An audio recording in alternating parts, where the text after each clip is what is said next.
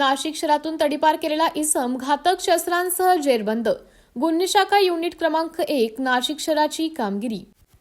21 February रोजी नाशिक शहर व ग्रामीण हद्दीतून तडीपार करण्यात आलेला इसम घातक शस्त्रासह गुन्हे शाखा युनिट क्रमांक 1 नाशिक शहराच्या पथकाने जेरबंद केला आहे. ही कारवाई अमरधाम रोड परिसरात करण्यात आली. मिळालेल्या माहितीनुसार दिनांक 21 फेब्रुवारी 2026 रोजी गुन्हे शाखा युनिट क्रमांक 1 कडील पोलीस हवालदार यांना गुप्त माहिती मिळाली की संतोष रमेश दाते वय 48 वर्ष हा इसम ज्यास नाशिक शहर व ग्रामीण हद्दीतून तडीपार करण्यात आले आहे तो गाडगे महाराज धर्मशाळेजवळ अमरधाम रोड नाशिक येथे कमरेला धारदार शस्त्र लावून फिरत आहे. सदर माहितीच्या आधारे पोलिसांनी अमरधाम रोड परिसरात सापळा रचला. संशयित हालचाली करत फिरताना दिसून आलेल्या संतोष दाते यास तात्काळ ताब्यात घेण्यात आले.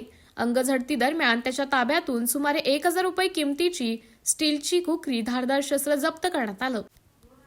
या प्रकरणी भद्रकाली पोलीस ठाण्यात गुन्हा नोंद करण्यात आला असून पुढील तपास भद्रकाली पोलीस करीत आहेत.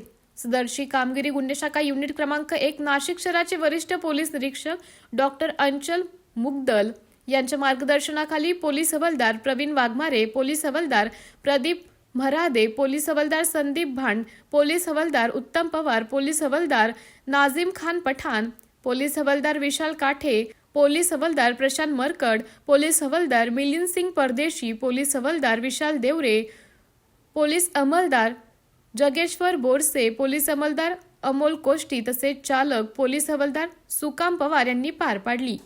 स्टार न्यूज साठी प्रतिनिधी मोहसिन पठाण, नाशिक.